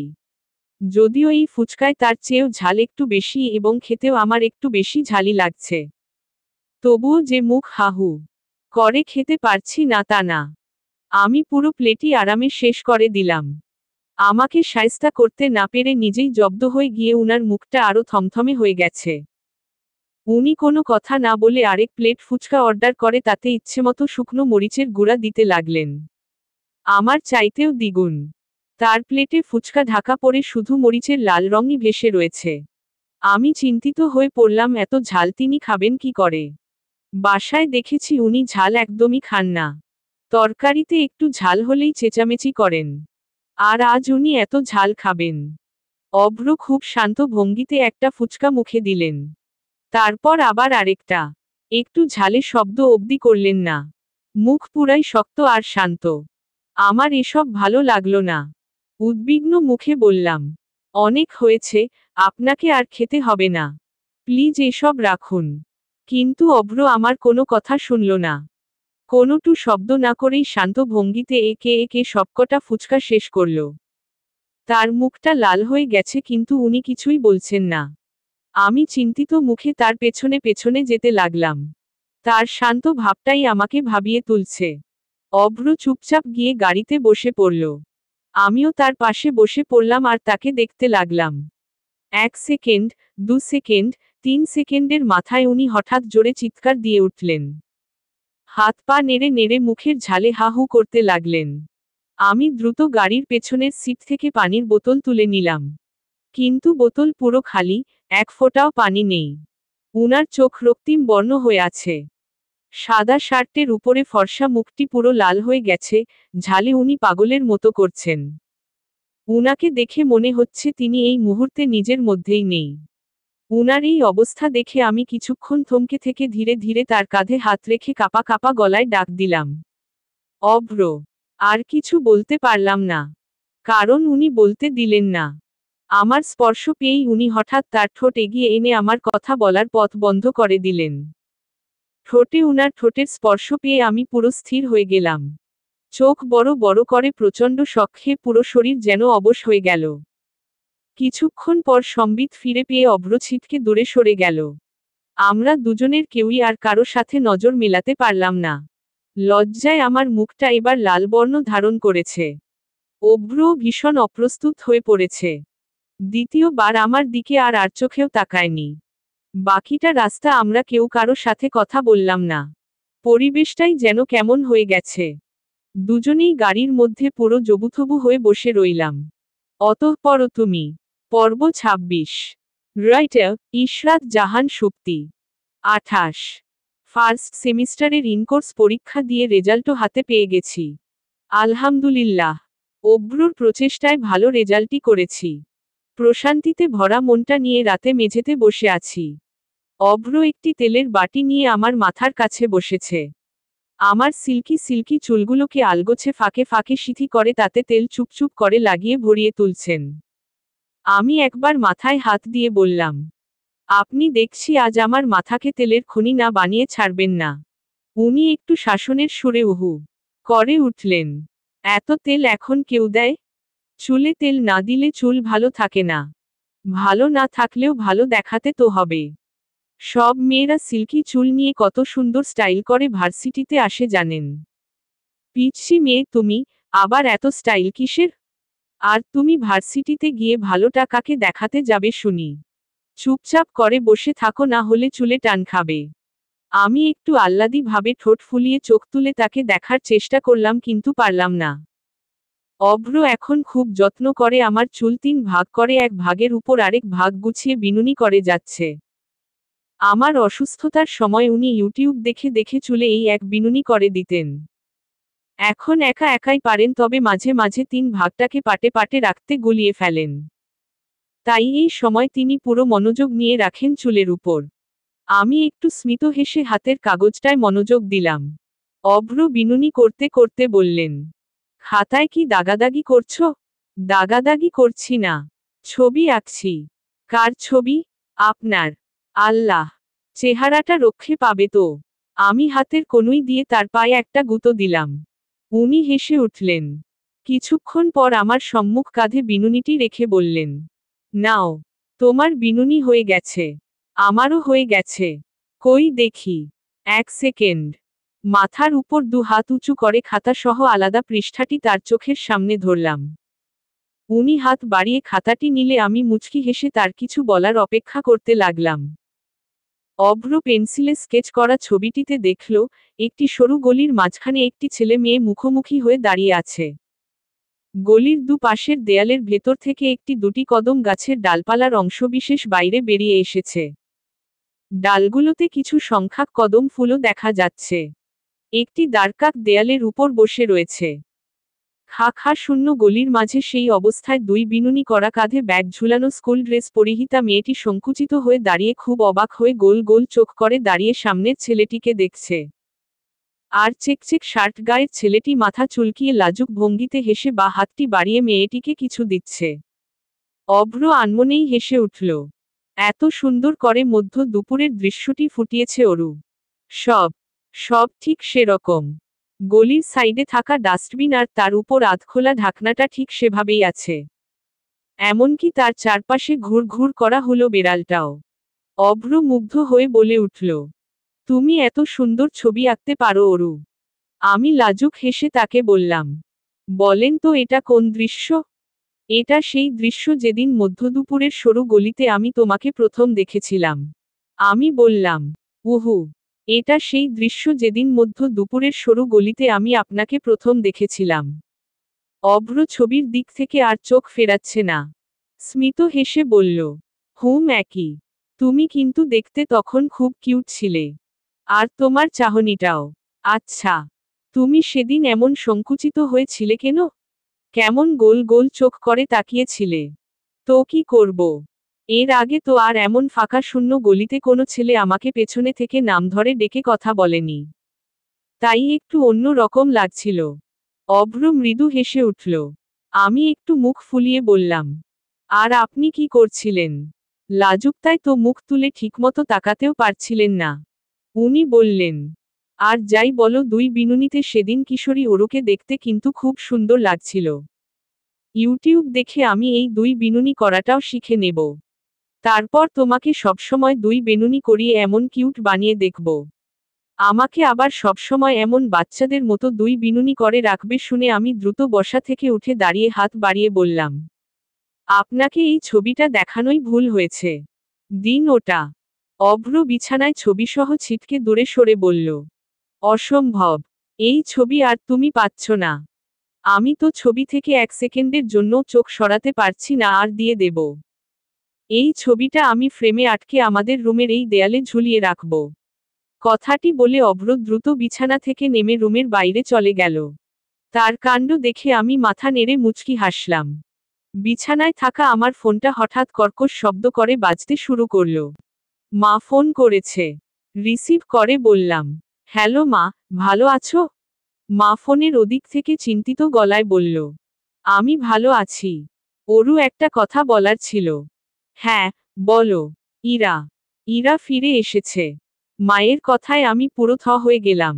মুখ দিয়ে আর কিছু বেরোলো না। মা কালকে একবার আমাকে ও বাড়ি যাওয়ার কথা বলে রেখে দিলেন। আমি এখনো স্তম্ভিত হয়ে আছি। কেমন যেন বিশ্বাস হচ্ছে না। আপু এতদিন পর ফিরে এসেছেন। কি ব্যাপার, কেন? নানান চিন্তা মাথায় ঘুরতে লাগলো। সেদিন রাতে আমি আর এক ফোঁটাও ঘুমাতে পারলাম না। পরদিন সকালে অভ্র অফিসে যেতেই আমি আমাদের বাড়ি গেলাম। মা আমাকে দেখে কেঁদে দিলেন। তারপর মায়ের মুখ থেকে যা শুনলাম তাতে আরো স্তম্ভ হয়ে গেলাম। মায়ের থেকে জানতে পারলাম, ইরা আপু অস্ট্রেলিয়া যাওয়ার পর মাসুদ ভাইকে বিয়ে করে ফেলে। কিন্তু কিছুদিন যাবার পরই মাসুদ ভাইয়া ইরা আপুর সাথে খারাপ ব্যবহার করতে থাকে। বাসায় নেশা করে ফিরত, ঝামেলা করত। এরপর আপু জানতে পারে মাসুদ ভাইয়ার আরও অনেক মেয়ের সাথেই সম্পর্ক আছে। এ নিয়ে অনেক ঝামেলা হয় এবং কিছুদিন আগেই মাসুদ ভাইয়া আপুকে ডিভোর্স দিয়ে দেয়। আপু খুব কষ্ট করে এরপর বাংলাদেশে ব্যাক করেছে। মা খুব কাঁদতে লাগলেন। বাবা এখনো আপুর সাথে কোনো কথা বলেননি। সন্তান যত খারাপই হোক না কেন কোনো বাবা মা তাকে ফেলে দিতে পারেন না। ইরা আপু রুমের দরজা ভিড়িয়ে শুয়ে আছে। আমি আস্তে আস্তে গিয়ে আপু বলে ডাকতেই আমাকে ধরে খুব কাঁদলেন।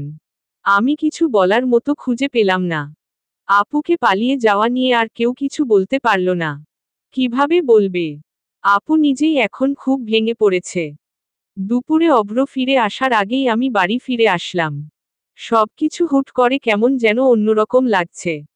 হয়তো এমন কিছু একটা কখনো ঘটবে কখনো ভাবিনি। বাড়ি ফিরতেই চম্পা দৌড়ে এসে বলল, আফামনি দেইখা যান বাগানের পেছনের গাছগুলায় কি সুন্দর সাদা সাদা দেখতে কয়খান ফুল ফুটছে। আমি কিছু বলার আগেই চম্পা হাত ধরে টানতে টানতে আমাকে বাগানের পেছনের দিকে নিয়ে গেল। আমি দেখলাম সত্যিই নাম না জানা এক শুভ্র ফুল সবুজ পাতার ঝোপের মাঝে খুব সুন্দরভাবে ফুটে আছে। আমি হাত বাড়িয়ে সেগুলাকে ধরতে চাইলাম। কিন্তু তার আগেই পেছনে থেকে চম্পা বলে মফিজ ভাইয়ের লাজুক কণ্ঠস্বর শুনে আমরা দুজনই পেছনে ফিরে তাকালাম। চম্পা এগিয়ে গিয়ে আমার সামনে ডাকার জন্য একটা ধমক দিল। মফিজ ভাই আর কিছু বললেন না। একজোড়া জড়ি লাগানো লাল চুড়ি এগিয়ে দিলেন। চম্পা লাজুক ভঙ্গিতে আমার দিকে তাকালো। হয়তো ভেবেছিল সবসময়ের মতোই চম্পাকে আমি এ নিয়ে খ্যাপাবো। কিন্তু আমাকে কিছু বলতে না দেখে কিঞ্চিত অবাকই বোধ হলো। আমি তাদের দুজনকে দেখে মৃদু হেসে ভেতরে চলে আসলাম। চম্পাও আমার পেছনে পেছনে চলে এলো। রান্নাঘরের সামনে এসে অভ্রর মাকে দেখলাম। প্রফুল্ল মনে কিছু একটা বানাচ্ছেন। চম্পা দেখেই বলল, খালাম্মা আপনি আবার খিচুড়ির মতন ফিরনি আর ফল একলগে সব মিশাইয়া হেগুলা বানাইতাছেন। জানেন আফামনি খালাম্মা জম্মের মজা কইরা এইডা বানায়। চম্পার কথা শুনে আমি মৃদু হেসে দিলাম। মা ধমকের সুরে চম্পাকে বললেন, চুপ কর। তোর প্রশংসা আমার কোনো কানেই লাগলো না। আমার ফ্রুট কাস্টার্ডকে তুই যেই নাম দিয়ে দিলি সেই অপরাধে এই মুহূর্তে তোর মাথার সব চুল ফেলে ন্যাড়া বানিয়ে ফেলতে ইচ্ছে করছে। চম্পা ঢোক গিলে সেখান থেকে সরে পড়ল। মা আমার দিকে তাকিয়ে বললেন, অরু, তোমাকে খুব ক্লান্ত মনে হচ্ছে। না মা, তেমন কিছু না। তুমি যাও রুমে গিয়ে রেস্ট নাও। কাস্টার্ড বানানো হয়ে গেলে কেমন হয়েছে জানার জন্য তোমাকে আগে টেস্ট করাবো। তখন বলবে। আমি স্মিত হেসে মাথা নেড়ে রুমে চলে আসলাম। রুমে আসতেই সব চিন্তাগুলো আবার এসে জেঁকে ধরল। আচ্ছা, অভ্র তো এখনো জানে না ইরা আপুর ফিরে আসার কথা। যদি জানতে পারে তাহলে কি হবে? কথাটি ভাবতেই পেছনে থেকে অভ্রর গম্ভীর গলার আওয়াজ শুনতে পেলাম। ওরু। আমি ঘাবড়ে গিয়ে বিছানা ছেড়ে উঠে পেছনে তাকালাম। অভ্রর কপাল ভাঁজ হয়ে মুখটা গম্ভীর দেখাচ্ছে। উনি আরেক কদম আমার দিকে এগিয়ে এলো। আমি একটা ঢোক গিললাম। তাহলে অভ্র কি সব জেনে গেছে? অতঃপর তুমি। পর্ব ২৭। রাইটার ইশরাত জাহান সুপ্তি। অভ্র গম্ভীর মুখে বললেন। অরু, তোমার থেকে আমি এটা আশা করিনি। আমার গলা শুকিয়ে গেল। আমতা আমতা করে বললাম। আমি আসলে আপনাকে। আমাকে কি অরু? এখন নতুন ক্লারিফিকেশন দিয়ে তো লাভ নেই। সকাল বেলা তুমি বললে তোমার শরীর ভালো লাগছে না, তাই ভার্সিটিতে আজ যাবে না। আমিও তাই তোমাকে কোনো জোর করিনি। কিন্তু সেই তুমি আবার বাইরে কেন বেরোতে গেলে? মাত্রই একটা দুর্ঘটনা থেকে সেরে উঠলে এখন দেখছি আবার নতুন আরেকটা বাঁধিয়েই ছাড়বে। আমি মনে মনে স্বস্তির নিঃশ্বাস ছাড়লাম। যাক, অভ্র কিছু জানে না। অভ্র বলতে থাকলো। কি এমন জরুরি কোথায় যাওয়ার ছিল শুনি? শরীর ভালো না লাগা সত্ত্বেও না যেতে পারলে না? আমি আবারও ঘাবড়ে গেলাম। কিছু বলতে পারছি না। উনি সেই কতক্ষণ ধরে জিজ্ঞাসু দৃষ্টিতে আমার দিকে তাকিয়ে রয়েছেন। কিছু বলতে যাব তার আগেই নিচ থেকে মায়ের গলা ভেসে এলো। তিনি অভ্রকে ডাকছেন। উনি একবার আমার দিকে তাকিয়ে নিচে চলে গেলেন। আমি হাঁফ ছেড়ে বিছানায় বসে পড়লাম।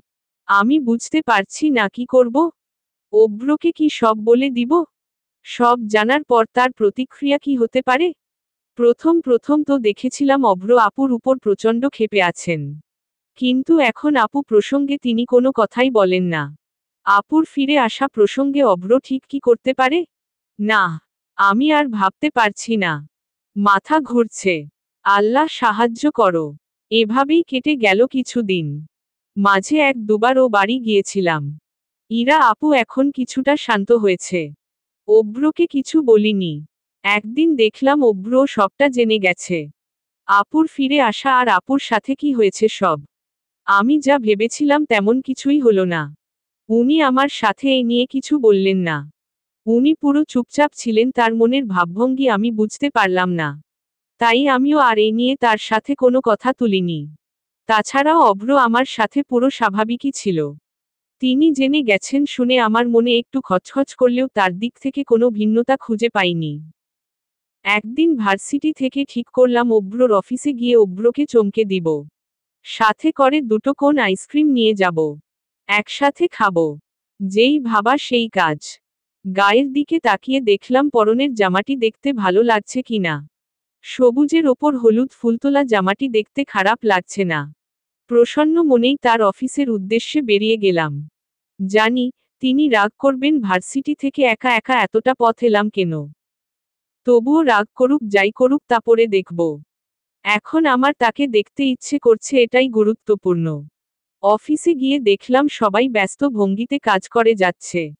সবার নজর কম্পিউটার মনিটরের দিকে আবদ্ধ। কিবোর্ডের উপর ব্যস্ত ভঙ্গিতে উদ্যম নেচে চলছে তাদের আঙ্গুলগুলো।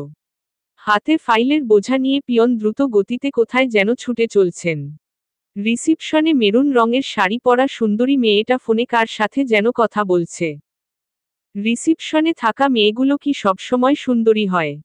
আমি সোজা অভ্রর কেবিনের দিকে এগিয়ে গেলাম। এর আগেও একবার অভ্রর সাথে এখানে এসেছিলাম। আর আজ আমি একা আসলাম। আফসোস লাগছে পরিকল্পনা মাফিক আইসক্রিমটা সাথে আনা হয়নি। অফিসের কাছে এসে একটা দোকানও খোলা পেলাম না।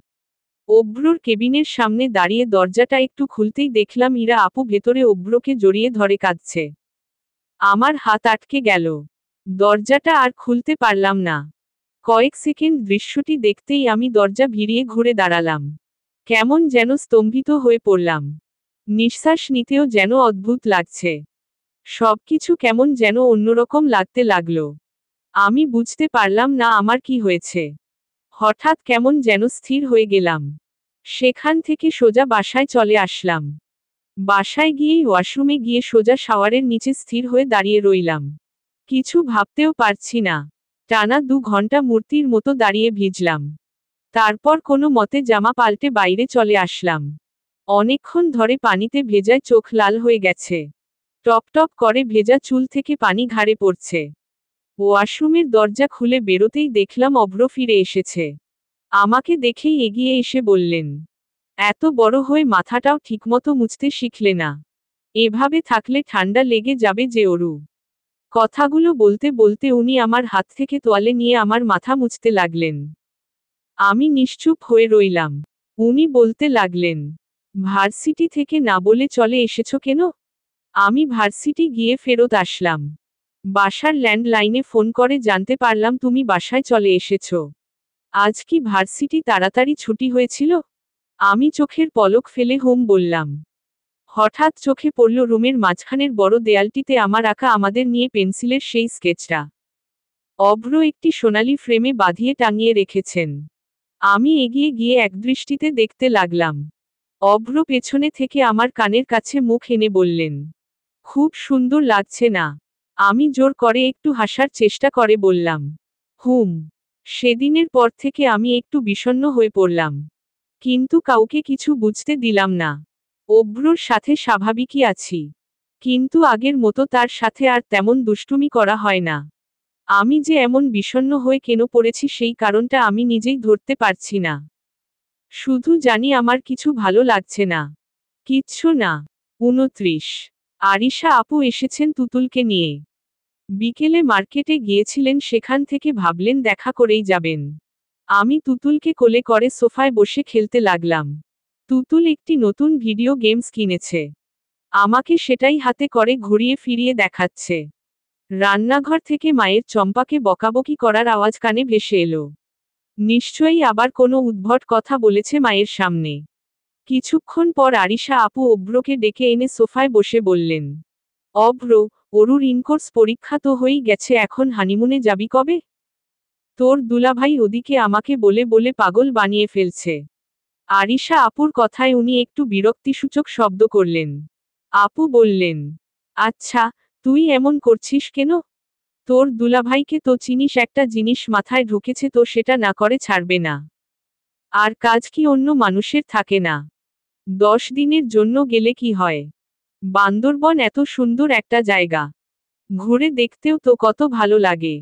অরু, তুমি কখনো গিয়েছো বান্দরবন? আমি আস্তে মাথা নাড়িয়ে না বললাম। অভ্র আমার দিকে তাকালো। আরিশা আপু আবারও বললেন, দেখ, অরু বান্দরবন যায়নি। ওকে একটু সেখানে ঘুরিয়েও তো নিয়ে আসতে পারিস। ভালো লাগবে। আমি কখনো বান্দরবন যাইনি শুনে আরিশা আপুর কথা এবার অভ্র রাজি হয়ে গেল। বলল, আচ্ছা বেশ, যাব। কিন্তু আপু এখন না। আমাকে আর কিছু দিন সময় দিতে হবে। অফিসে একটা ইম্পর্টেন্ট প্রজেক্ট চলছে। সেটা শেষ না করা অবধি 10 দিনের জন্য যাওয়া আমার পক্ষে অসম্ভব। আচ্ছা বেশ। তোর সুবিধা মতো যাস। কিন্তু এরপর কিন্তু আর কোনো বাহানা শুনব না। এবার যেতেই হবে। আরিশা আপু চলে যাওয়ার পর চম্পা সোফার সামনে মেঝেতে আমার পাশে বসে থালা করে কিছু মটর দানা ছিলতে নিয়ে এলো। হালকা সবুজ সবুজ মটরদানার কয়েকটি দানা আমি হাতে তুলে নিয়ে নাড়াচাড়া করতে লাগলাম। চম্পা বলল, আফা, আমগো গেরামে না এই ছোলা দিয়া এক ধরনের লাউয়ের ডাইল রান্না করে খাইতে খুব স্বাদ হয়। আমি বললাম, মটরশুঁটি দিয়ে ডাল, কি বলো? হ আফা। তয় হেয়া মটরশুঁটি না, উডি রে কয় কলুই। হিতকাল আইলেই সবাই নিজেগো খেতে লাগায়।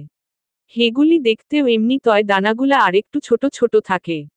হেই কলুই বাইটটা ডাইলের মধ্যে দিয়া লাউ দিয়া রান্না করে। হেই ডাইল আর বেগুন ভাজা দিয়া ভাত খাইয়া দেইখেন অনেক ভালো লাগে। আপনেরে একদিন দেহামু নি রাইন্ধা। কলুই শাকও খায় জানেন? ওইডাও অনেক মজার। কলুই শাক। ওই যে খুব ঝিরিঝিরি করে কেটে রান্না করে এইটা না? হ হ, ওইডাই। ছোটবেলায় যখন মাঝে মাঝে গ্রামে যেতাম তখন কয়েকবার খেয়েছিলাম। এমনিতে শাকপাতা আমি বেশি খাই না। তবে ওই শাকটা খেতে খুব পছন্দের ছিল। ওই শাকটা আরো মজার হয় যদি একটুখানি আদা কুচি আর শুকনা মরিচ গুঁড়া কইরা দেওয়া যায়। আর বলো না চম্পা, আমার তো খেতে ইচ্ছে করছে। আফামনি আপনার যে পছন্দ আগে কইবেন না। এই বার মৌসুম দা আইতে দেন। আপনেরে আমগো গেরাম থিকা আইনা খাওয়ামু। চম্পার সাথে কথা বলা শেষ হতেই আমি আবার অন্যমনস্ক হয়ে পড়লাম। রাতে খাবার টেবিলে চুপচাপ খাবার খাচ্ছিলাম। বাবা আর মা অনেক কথাই বলছেন। চম্পাও বোকার মতো তাদের কথার মাঝখানে কথা বলে অলরেডি বকা খেয়ে দাঁত কেলিয়ে হাসছে। অভ্র খাওয়ার মাঝে ডকুমেন্টস নিয়ে কার সাথে যেন ফোনে কথা বলায় মা আপত্তি প্রকাশ করলেন। তাই উনি ফোন রেখে দিলেন। অনেক কথাই হচ্ছে কিন্তু কোনোটাতেই আমি যোগ নিলাম না। চুপচাপ খেতে লাগলাম। মা হঠাৎ আমাকে নরম স্বরে ডেকে বললেন, অরু। আমি মাথা উঁচু করে তাকালাম।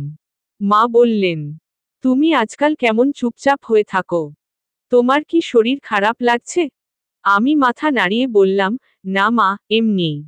মা পুনরায় খাবারে মনোযোগ দিলেন। আমিও মাথা নিচু করে খাবার খাওয়ার আগে দেখলাম অভ্র ভ্রুকুচকে আমার দিকে একদৃষ্টিতে তাকিয়ে আছেন। আমি তার থেকে নজর আড়াল করে মাথা নিচু করলাম। এভাবেই চলতে লাগলো আমার দিনকাল।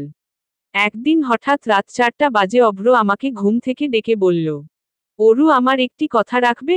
আমার বুকটি ধক করে উঠল। চলবে।